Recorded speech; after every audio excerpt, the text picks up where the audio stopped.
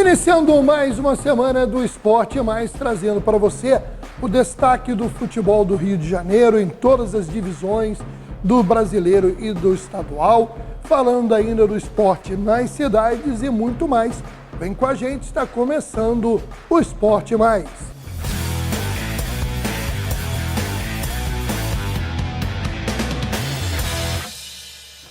Iniciando a edição falando de Campeonato Brasileiro e vamos de imediato destacar os jogos que reuniram as equipes do Rio de Janeiro.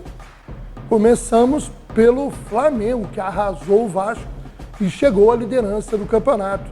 O Flamengo e seus torcedores vivenciaram um domingo histórico no Maracanã com a goleada de 6-1 sobre o Vasco, a maior do clube nos 101 anos em que esse clássico é disputado.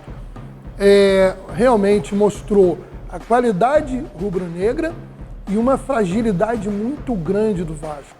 A dupla Everton Cebolinha e Arrascaeta infernizaram os vascaínos e deram um choque de realidade para o técnico Álvaro Pacheco, que estreou no comando da equipe com um resultado extremamente negativo. E até Gabigol, voltou a marcar aí com a camisa do Flamengo. O 6-1 é a maior goleada já registrada pelo Flamengo na história do Clássico. Porém, a maior do Clássico ainda é do Vasco em cima do Flamengo no longínquo ano de 1931 por 7-0. Já em Brasileiros, o maior placar do rubro-negro, o maior placar do rubro-negro antes desse domingo também era de 1931. O Vasco deu de 7-0 num jogo, o Flamengo ganhou de 6-2 no outro. O Flamengo agora é o dono da maior goleada da história do Brasileirão no confronto entre as duas equipes, superando a goleada de 5-1 do Vasco em cima do Flamengo em 2001. Meu amigo Pedro Paz, com todo respeito pelo dia tenso e triste para os vascaínos, mas eu queria que você falasse, na verdade, tentar falar o que sobre o atropelamento rubro-negro em cima do Vasco e o que o Vasco vai ter que juntar de cacos diante aí dessa derrota e o Flamengo se consolidando como favorito do campeonato. Maurício, um jogo para deixar bem claro, a diferença entre Vasco e Flamengo. Uma coisa tão decantada quando a SAF foi formada, que o Vasco ia jogar de igual para igual com todos os times, inclusive com o Flamengo. Você vê agora o abismo que há entre esses dois clubes. O Vasco entrou começo de jogo, o técnico fez certo, tudo fechadinho, uma bola roubada, rápida, Verratti conseguiu fazer até um golaço, 1-0 Vasco, o jogo prometia até 10, 15 minutos, um Vasco ali marcando muito bem, embolou ali no meio campo, colocou bastante jogadora no meio campo para tirar, para dar um sufoquinho no meio campo do Flamengo, mas depois não teve jeito, começou, 1, 2, 3, ainda teve um jogador expulso que dificultou muito, quer dizer, muito não, ainda mais, é só para colocar mais esse abismo aí em evidência.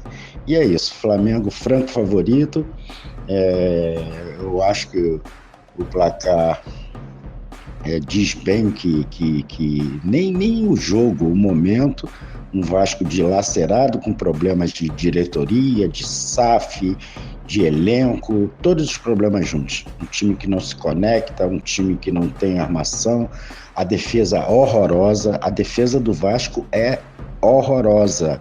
Fala-se em Felipe Coutinho e de Pelé e Garrincha e Maradona, mas aquela defesa pode colocar o ataque que for, que não vai ter articulação, não vai ter nada, porque é horrorosa a defesa do Vasco. O Flamengo fez o papel dele, não vou falar nem aqui quem fez gol, o Pedro, até Gabigol fez gol, tu vê, foi vaiado, e aquela briga amor e ódio do torcedor com ele, até Gabigol fez o 6º gol. Então fecha a conta aí, porque não dá para falar muito desse jogo não, que isso não foi nem jogo, foi um treino para o Flamengo. Bom, o Fluminense tropeçou mais uma vez pelo Campeonato Brasileiro. Fluminense e Juventude empataram em 1-1 no sábado também no Maracanã.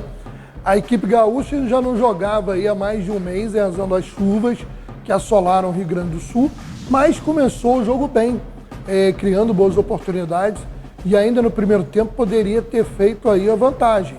Porém, foi o Fluminense que abriu o placar com Marcelo cobrando pênalti. Na segunda etapa, o Juventude conseguiu um resultado justo, mas num erro grosseiro do goleiro Fábio, né, que deu a bola no pé do jogador do Juventude, o Jadson, que empatou o jogo. Pedrinho, Fluminense vive aquela situação bem na Libertadores e não convencendo no Brasileiro, onde está pertinho ali do Z4. Maurício, esse jogo do Fluminense, né, exaltar aí a força, né, do Juventude, um mês parado, toda a tragédia no Rio Grande do Sul. O Jadson, depois dando entrevista, até chorou. Um jogo que o Fluminense, né, o Fluminense com aquela lentidão, hoje não joga mais aquele futebol que o Diniz tanto treinou e colocou aí, foi campeão de tudo, né, quase tudo. Mas o Fluminense está passando assim um momento que eu não reconheço a tática do Diniz mais nesse time do Fluminense. E outra coisa, o Juventude entrou muito bem, pressionando e explorando bem os espaços que o Fluminense deixa ali nessa coisa dessa transição de ataque, defesa. O Juventude começou bem o jogo, uma bobeirinha lá, pênalti, Marcelo fez o gol. E o Fábio eu não vou, porque o Fábio acho que está acima do bem e do mal, e é o que eles treinam, só que ele não é muito bom das pernas, né? E deu aquela super bobeira, mas eu acho que é um resultado justo pelo que o Juventude tem passado e por toda essa coisa, né? A tragédia em si. Os caras têm a família, moram lá, a maioria dos jogadores. Então é muito difícil, complicado, um time que não jogava há um mês, e o Fluminense numa clara decadência do que foi do ano passado. Estou falando de 6 meses atrás, 5 meses atrás. O Fluminense não consegue colocar mais a tática do Diniz em prática. Eu não sei o que está vendo, não sei se essa transição aí de alguns jogadores que chegaram, mas o Fluminense não é mais aquele Fluminense. Ele tem que parar tudo e reorganizar, porque está difícil. Aí 1-1, né, Maracanã, um jogo que o Fluminense poderia despontar, com mais 2 pontinhos, né? Só ganhou 1 ponto. Já estamos aí partindo para metade do primeiro turno. Então, acho que o Fluminense perdeu uma boa chance com um time que não joga há um mês, e o Fluminense não conseguiu deslanchar. O Botafogo venceu fora de casa e chegou a dormir na liderança do Campeonato Brasileiro de sábado para domingo. Na noite de sábado, na Neoquímica Arena, o Fogão venceu o Corinthians por 1-0. O gol dele, Júnior Santos, 17º gol na temporada, tá voando o Júnior Santos. Foi inclusive a primeira vitória do Botafogo no estádio corintiano, Neoquímica Arena, que foi inaugurado em 2014. E a última vitória do Botafogo sobre o Corinthians em São Paulo havia sido em 2012. E o resultado negativo, por outro lado, fez o Corinthians entrar ali na zona de rebaixamento. Pedrinho, o Arthur Jorge aí arrumando a casa, o Botafogo vive um bom momento, tanto coletivamente quanto individualmente. Queria que você falasse da vitória do Fogão. O Botafogo, lembrando aí, o time do ano passado, com conexão rápida de ataque, defesa, o meio-campo funcionando, todo mundo correndo, voltando, fechando as linhas. Um Botafogo que me parece revigorado. E o Júnior Santos, né, na fase maravilhosa, 1-0 Botafogo, lá dentro da Neoquímica Arena. E o encontro dos irmãos Romero no segundo tempo, né? Parece que é a primeira vez que eles jogam joga um contra o outro. E se parecem muito, são irmãos gêmeos, né? O Romero do Botafogo e do Corinthians. Os Romeros, foi o duelo dos Romeros. E também o Corinthians está melhorando. Eu acho que é um time aí que vai dar trabalho, mais um pouquinho aí para frente. Mas o Botafogo, muito bem. Fez um jogo de empenho, né, de volume de jogo. O Corinthians também tocando a bola, o Wesley muito bom pelo Corinthians. E é isso, um bom jogo, inclusive eu vi esse jogo.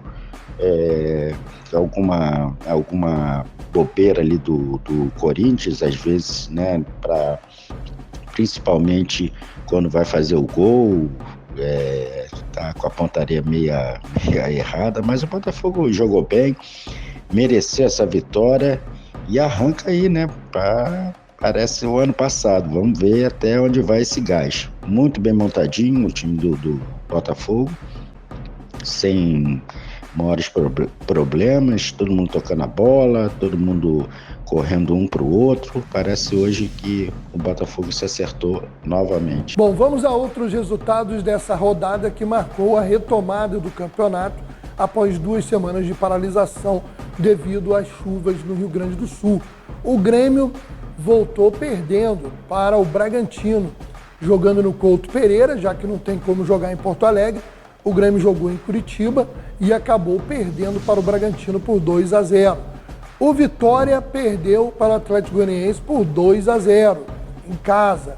O Cuiabá também perdeu para o Internacional por 1-0 em casa. O Atlético Mineiro empatou, foi 1-1 com o Bahia. O Criciúma, também jogando em casa, perdeu para o Palmeiras por 2-1. Até então, quando chegou os jogos de domingo, 6h30 da tarde, ou da noite, todos os times que jogavam em casa não haviam ganho, ou perderam ou empataram. Mas aí, o São Paulo fez o dever de casa e o Fortaleza também. O São Paulo venceu o Cruzeiro por 2-0, um jogo equilibrado, mas o Cruzeiro teve um jogador expulso no primeiro tempo, e aí acabou facilitando a vida do tricolor paulista, que também vive um momento de altos e baixos na temporada, mas é um time que tem qualidade e hoje está no G4 do Brasileiro. E o Fortaleza venceu o Atlético Paranaense, que teve uma semana para esquecer. O Atlético era a melhor campanha da Sul-Americana, era líder do Campeonato Brasileiro.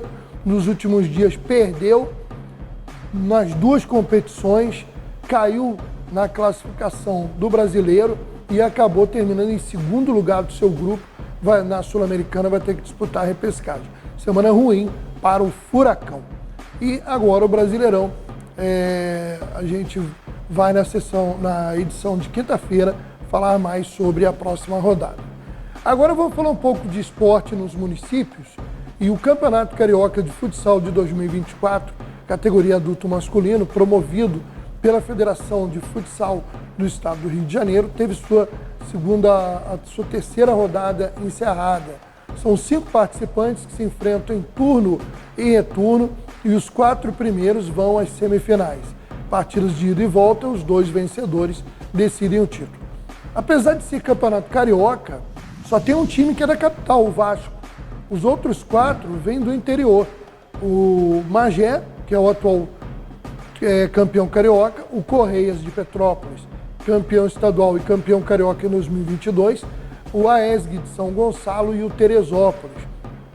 No último final de semana, a AESG de São Gonçalo e Magé empataram por 3-3 no Clube Mauá. O Breno, Igor e Cauã marcavam pelo time de São Gonçalo, Gustavo, Luiz Cláudio e Marlon fizeram os gols do time magéense. No outro jogo da rodada, onde o Teresópolis folgou, o Vasco da Gama ganhou o Correias por 2-1 de virada em São Januário. O Batata chegou a colocar o Correias na frente, mas no segundo tempo, Tuca empatou e no finalzinho, o Tiqueno fez o gol da virada. Assim, o Vasco tem 6 pontos em 2 jogos e lidera 2 a mais que Magé e Correias. O AESG tem 1 ponto e o Teresópolis ainda não pontuou. A próxima rodada terá Magé recebendo o Vasco da Gama e o Teresópolis jogando pela primeira vez em casa contra o time de São Gonçalo.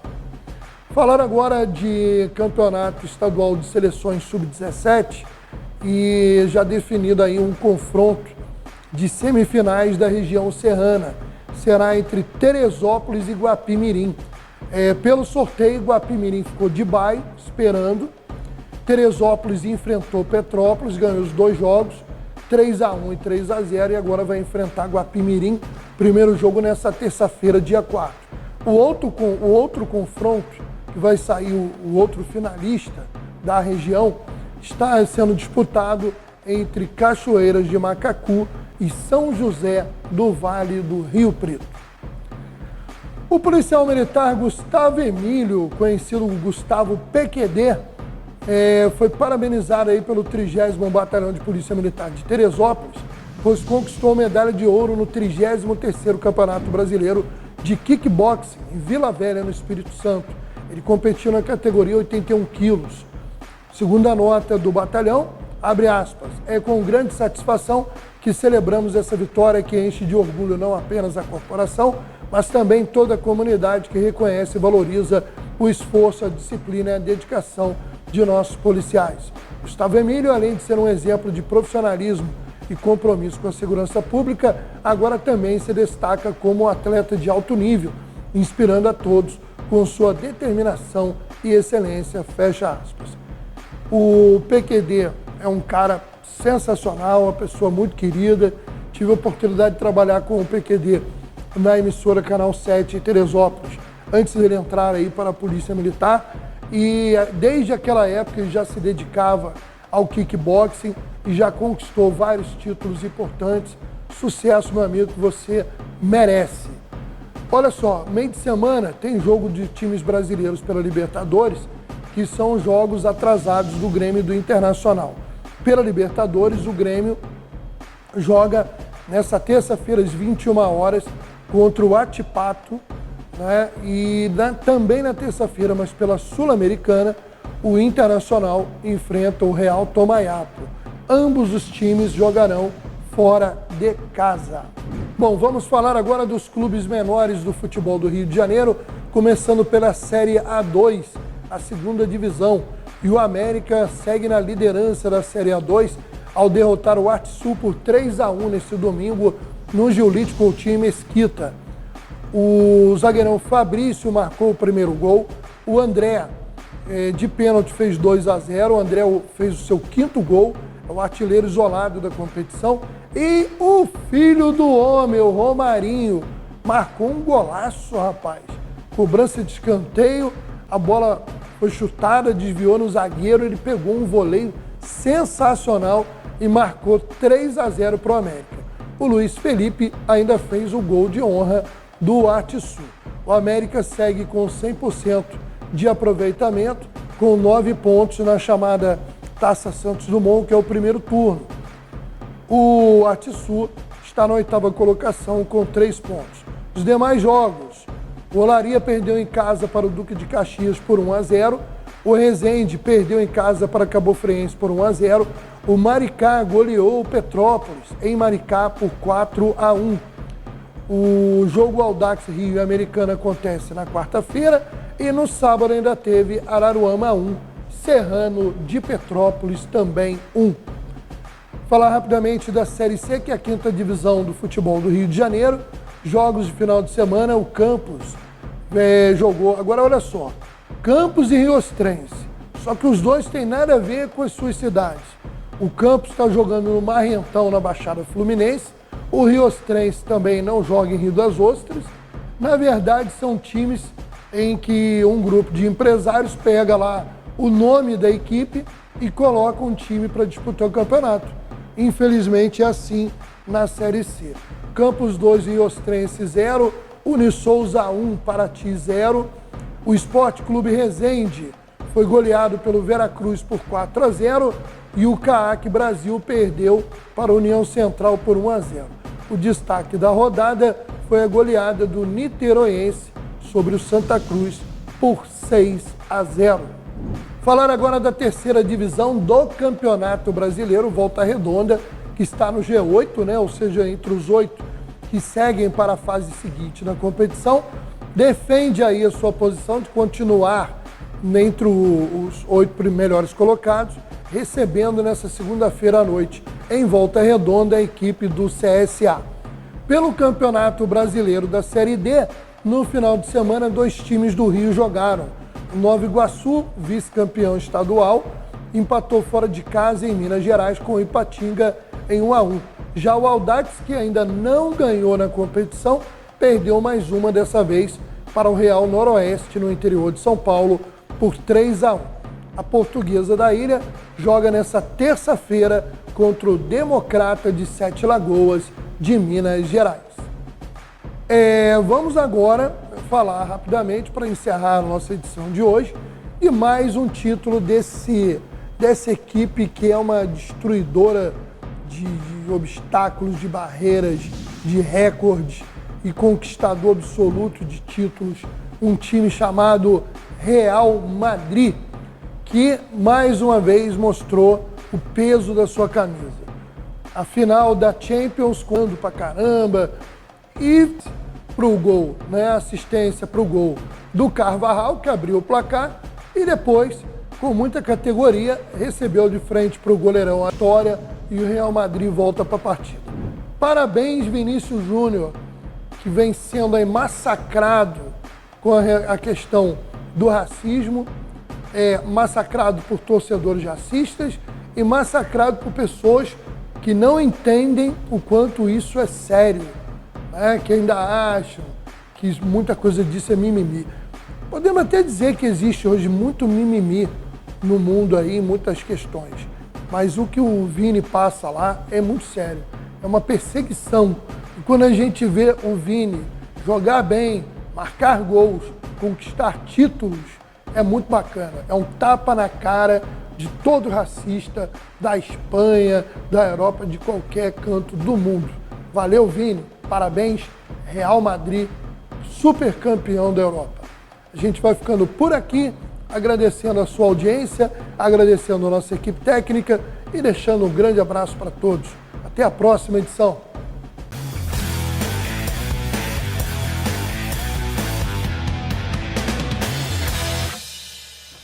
O programa Família Acolhedora é um programa de acolhimento familiar para crianças e adolescentes que por algum motivo precisaram ser retiradas das suas famílias de origem.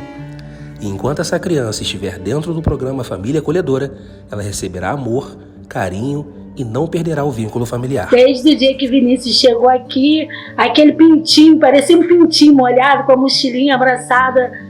Quando ele chegou pela primeira vez, que a gente abriu o portão, me deu aquele negócio no coração. Parecia mesmo que eu estava recebendo um filho que saiu de casa. Aquele filho que saiu de casa e depois resolveu voltar. Quando eu vi ele pela primeira vez no portão, meu coração apertou. Ele com aquela mochilinha agarrada assim, meu coração apertou. Porque eu pensava assim, pô, como que vai ser essa criança? Como que vai ser essa criança que vai vir?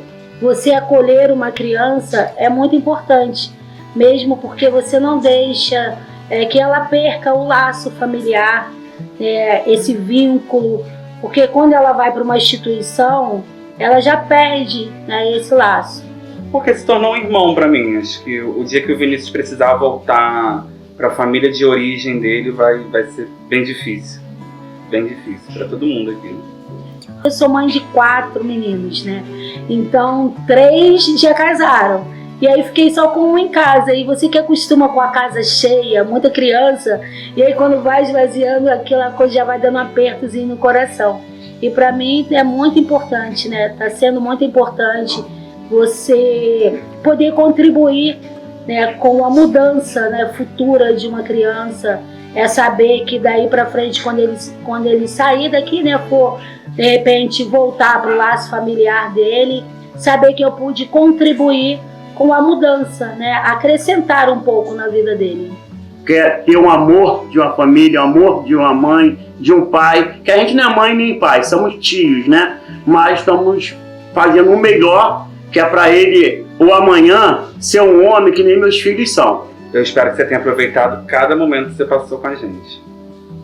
Porque momentos esses foram muito importantes para o seu crescimento e para o nosso também. Eu amo muito vocês. Vocês vão estar sempre guardados no meu coração para sempre. São 4 lojas em Rio das Ostras e Macaé recebe hoje a primeira loja da Central Suplementos. E é lógico que o portal Cidade 24 Horas não poderia ficar de fora. Veio conferir um pouquinho sobre essa inauguração.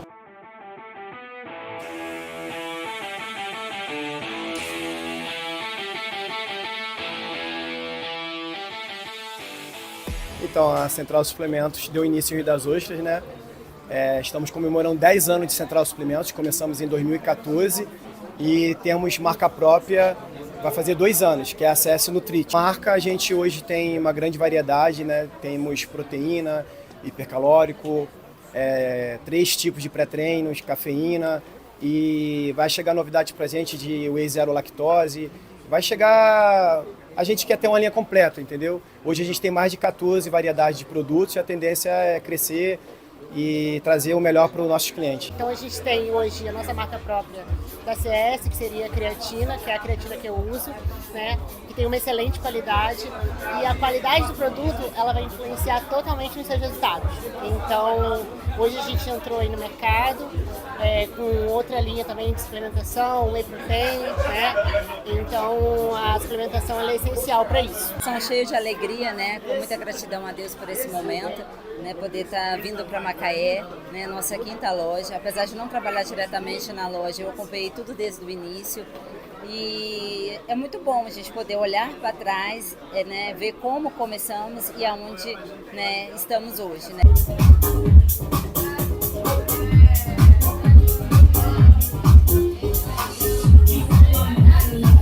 Conheço a Central há 10 anos, né?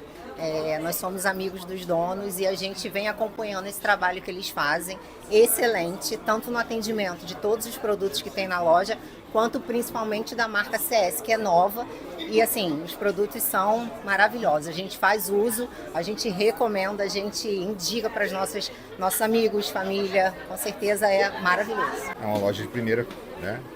Os produtos são de ótima qualidade, não perde para nenhuma marca conhecido no mercado. Tiele, fala um pouquinho sobre este produto que você faz uso. Bom, eu utilizo esse whey aqui porque assim, ele para mim hoje é o melhor que tem. Eu antes de conhecer a Central Suplementos usava qualquer um tipo aí e sempre ficava questionando, até que eu conheci a Central, Gabriel GB, ele me apresentou esse aqui. Para mim é muito bom, a proteína dele é essencial. Eu trabalho embarcado, só utilizo isso aqui. Então assim, eu recomendo para qualquer uma pessoa. O sabor dele é maravilhoso. Eu uso o whey, a creatina e o pré-treino da CS Suplementos. Ajuda muito a gente no rendimento, no beach tennis, ainda mais do pré-treino, que faz você estar sempre em movimento, ainda mais esse que dá umas coçadas de vez em quando, que ajuda a gente a estar sempre em movimento e nunca ficar parado dentro de quadra. Oi, eu sou a Maria Luísa e eu quero chamar vocês para vir aqui comprar no Central Suplementos. Um beijão!